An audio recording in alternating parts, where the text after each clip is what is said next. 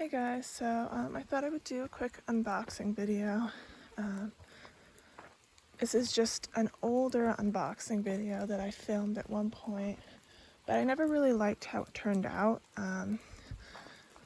The idea came to me when I was at work, sitting at my desk. I was frantically scribbling down notes on little post-its, kind of trying to balance the excitement of this inspiration and the feeling of needing to do the job that I'm getting paid to do. So I quick scribbled down some notes on post-its, and then after work I went out to the woods to film, but it was like sunset and all these mosquitoes were out and they kept like flying at me, and so I was swatting at them and pacing through the woods and filming, and I just didn't quite feel like I did my ideas justice then. So I'm refilming them today, a day in September, and then I'll have some quick additional updates at the end. So what do I mean when I say paranoia? Oh, that looks cool. Do you guys see that?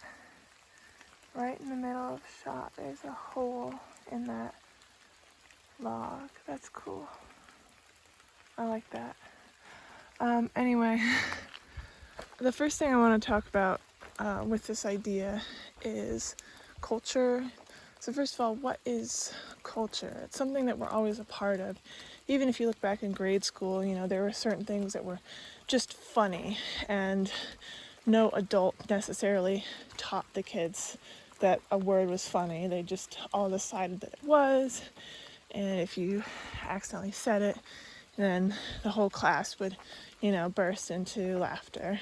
Or there are certain faux pas, certain things that, like, if you're not good at picking up the cultural whatever, you could get in trouble really fast with your peers for doing something or wearing something that is definitely uncool. And I don't know what part of that is some gut instinct, or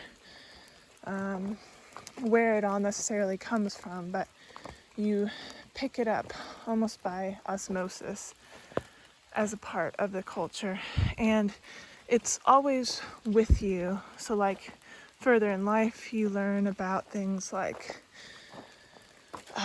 in history class you learn about capitalism versus communism and Democrats versus Republicans, and maybe you go to Sunday school and you learn about Protestants versus Catholics or something like that. And you eventually begin to amass these ways of categorizing the world. Maybe you and your friends take the Myers-Briggs, or you take a BuzzFeed quiz about which character in Friends are you, or companies will tell you if you're an Apple person or a PC person, all these different ways. And it's fun. Categorizing the world does help us understand certain things, but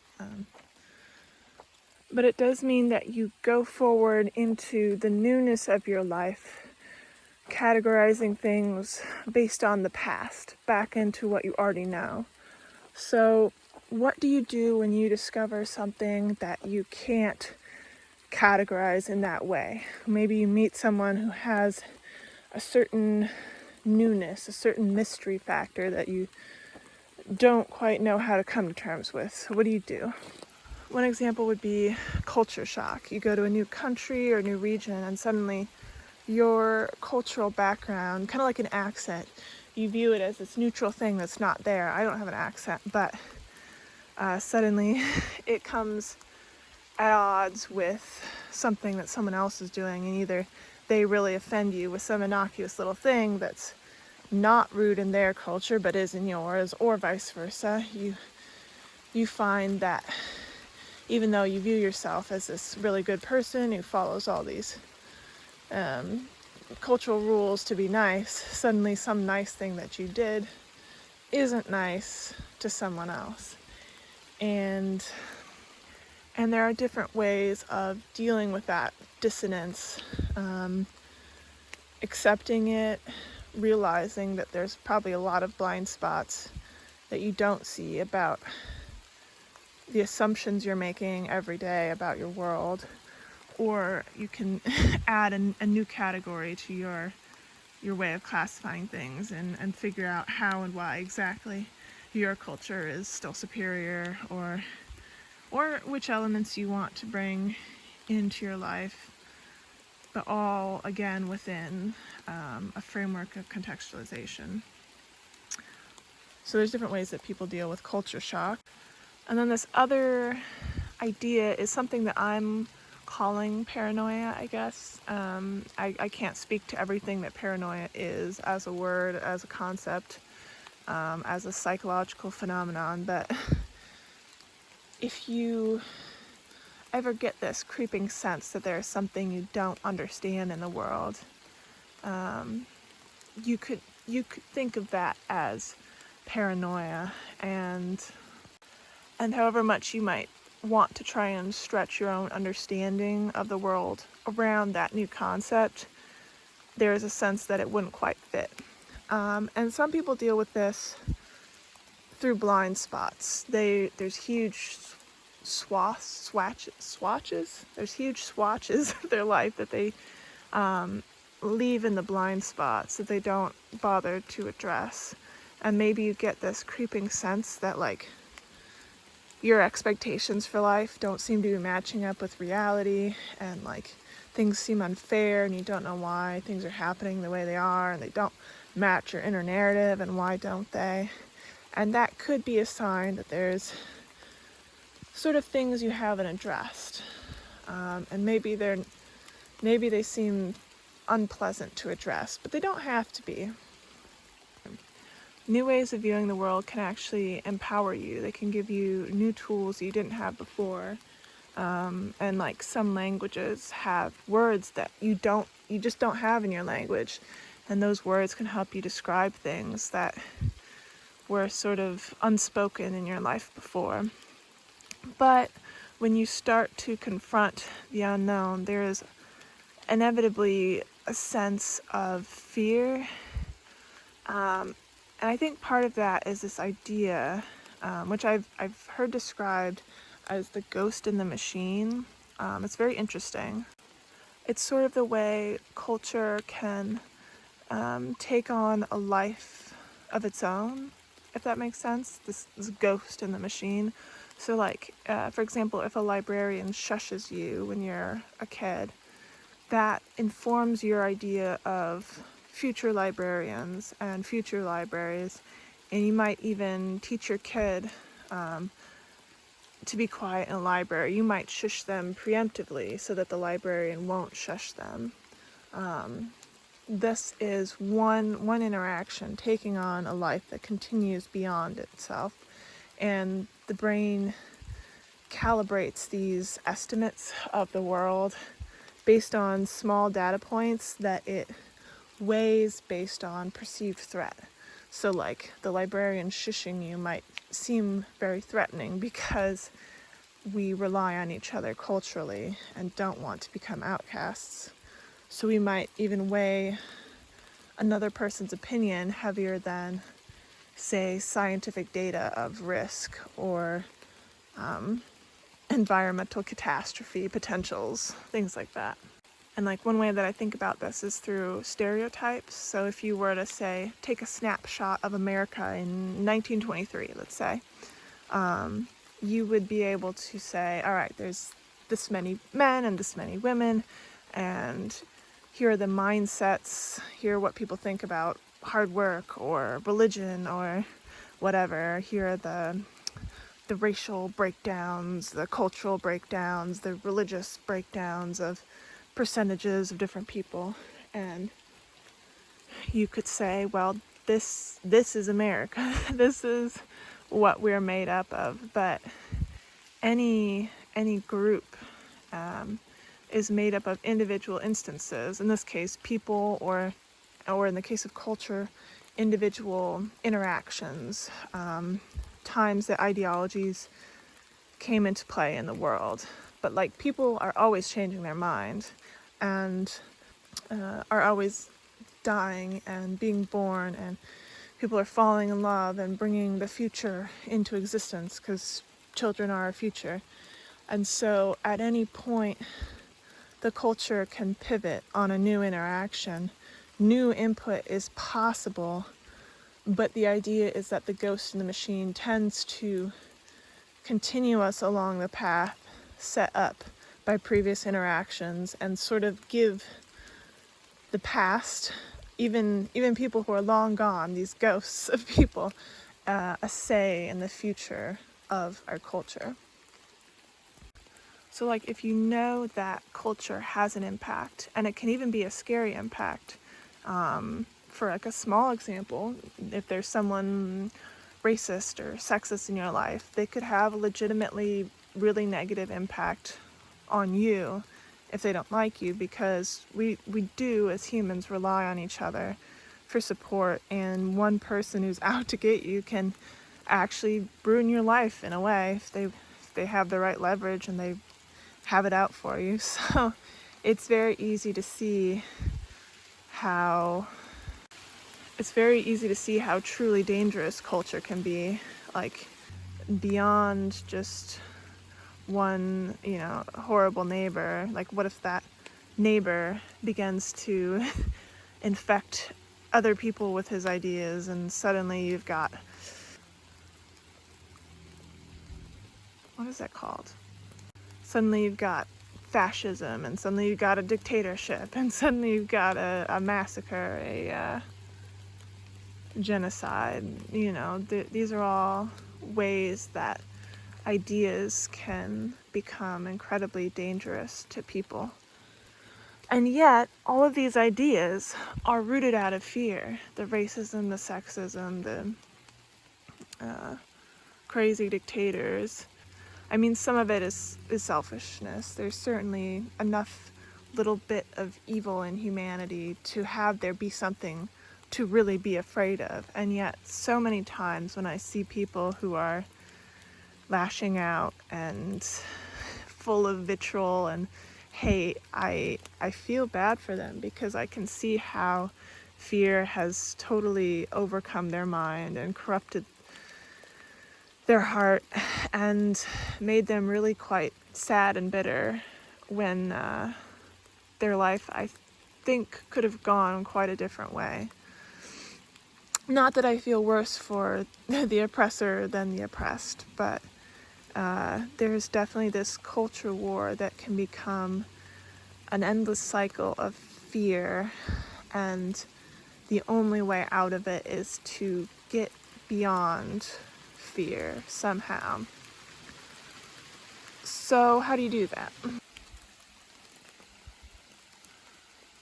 That's weird. I heard a rush of raindrops through the trees, and it suddenly sounded like a car was driving towards me, even though there's not a car in this forest. Though now it has me on edge, my own personal feeling of paranoia. What if the universe made it sound like a car to warn me that I have to keep moving, because something is coming towards me in these woods. Well, anyway, so how do we deal with this? How do we go from fear and paranoia to a sense of real love for the others around us, the people who aren't like us, the mystery of life and the beauty of everything that's yet to be unfolded? I remember when I was younger, not anything as concrete as this, but in general, I had a sort of mindset of looking for the perfect political stance, or the perfect religion, or the perfect mindset that if everyone held it, then maybe there would be peace on earth. And if everyone's hearts were aligned, then we could all get along and things would be better. And then if I could just figure out what this is, then I could fight for it. I could devote my whole life to trying to bring it into being. And I would know that I was on the right path. But let's say, for argument's sake, let's imagine someone figured out what it was. let's say they even wrote it in a book or psychically passed it along to everyone else. What would that world look like? Would it be something where we would just continue on forever in the right path now that we found it? I think about that video of like someone driving a car, this woman, and then she just gets out of the car while it's still drifting.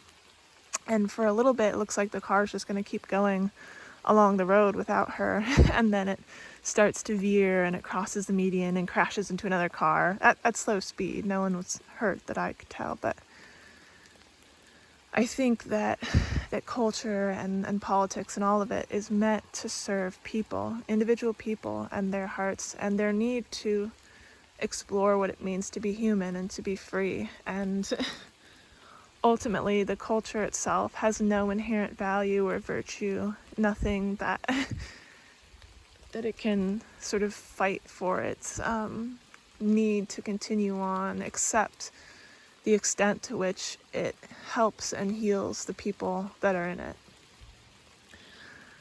And I think that's an important thing to remember, that rules are there to help people and not the other way around.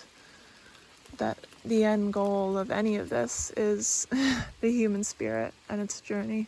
Or you don't have to call it the human spirit. I mean, we had millions of years of dinosaurs living on this planet, and I'm sure they were a part of the universe too. I think there's still something unfolding about this world that if it could all be done with just one person, it would have been. There wouldn't be this apparent redundancy of billions of people on the planet. That if we could all just have the same mindset and figure it out once and be done, there wouldn't be this endless masquerade of people trying to figure out who they are. So I think that life is meant for living.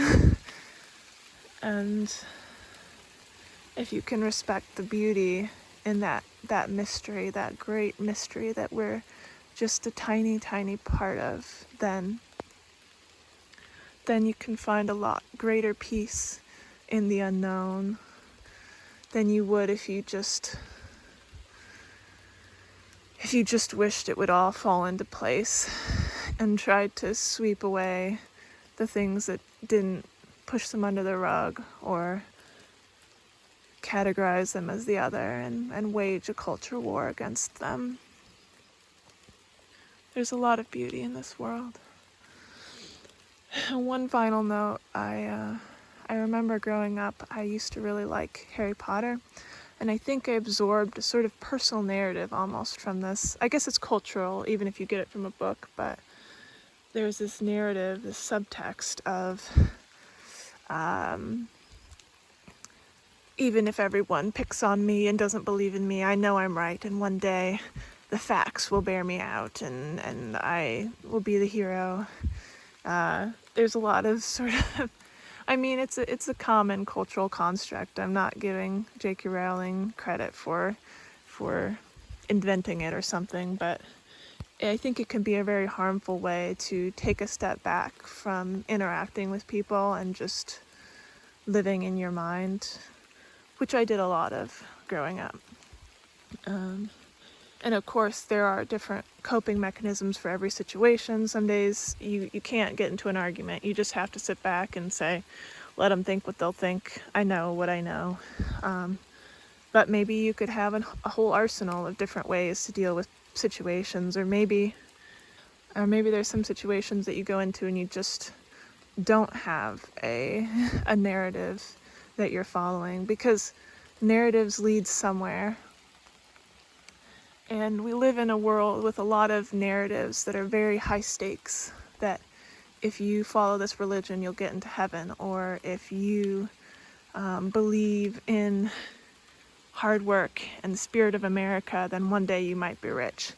And if you try and question that belief, then you're questioning the stakes. These things that people maybe have never had, wealth or eternal bliss in heaven, they're on the line in a very big way, and so that mindset can't be questioned.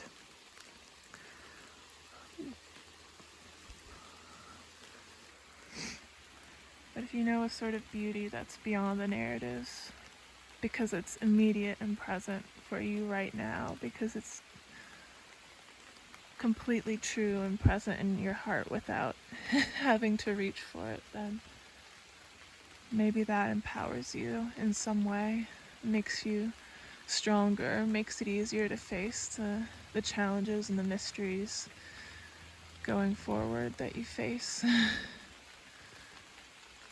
They say that a wise man learns from everyone, and that's certainly what I hope to do. So much of our life has the potential to be a pivot point, a place where we turn and we move forward and we're not the same again.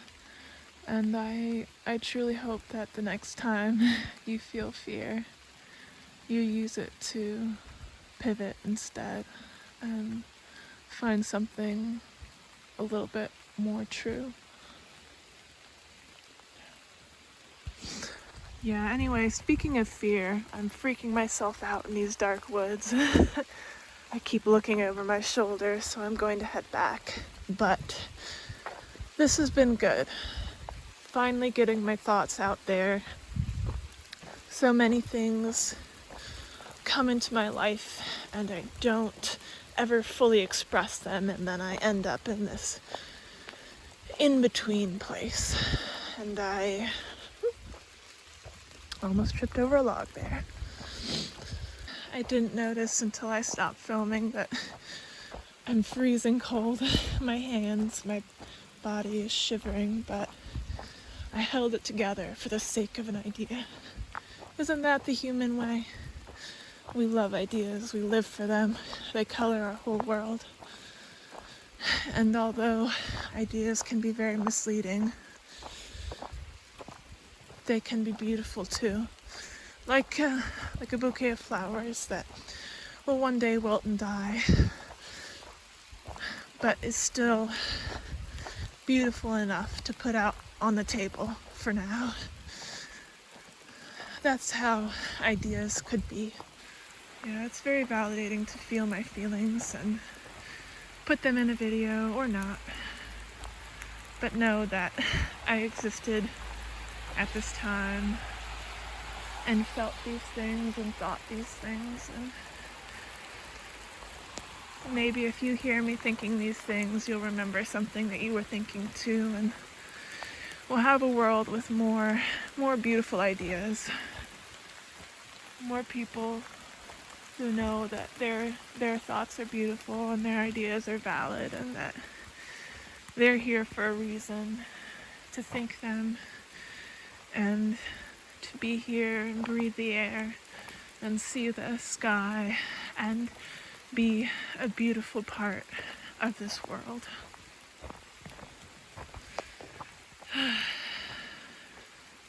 And all that fear and paranoia, just let it melt away.